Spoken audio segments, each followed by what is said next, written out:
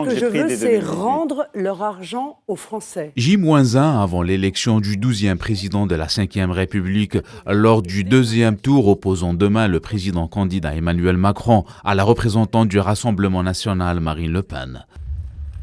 Au vu des dernières intentions de vote, le président sortant est crédité à 57% des sondages, contre 43% pour Marine Le Pen.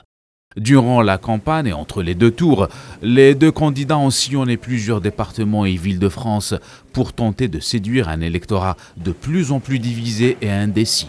Les soutiens d'Emmanuel Macron appellent à faire barrage à l'extrême droite et constituer un front républicain, un appel qui est devenu fréquent dans le paysage électoral français depuis le scrutin de 2002. Les deux derniers candidats s'opposent sur plusieurs thèmes de campagne, principalement sur l'environnement, l'Europe, le conflit en Ukraine et l'immigration. Les Français, d'où qu'ils viennent.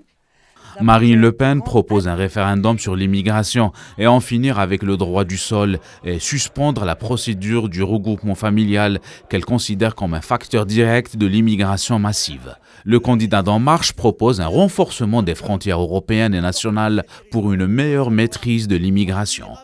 Pour la question du pouvoir d'achat, le Rassemblement national a mis l'accent en allant jusqu'à demander la suppression de la taxe sur la valeur ajoutée sur certains produits de première nécessité. Le candidat Emmanuel Macron opte pour la revalorisation des pensions et les minima sociaux et la mise en place du chèque alimentaire. Autre sujet qui divise, la réforme des retraites. Le président candidat propose que l'âge de départ à la retraite serait à 64 ou 65 ans. La candidate du Rassemblement national ouvre la retraite à 60 ans.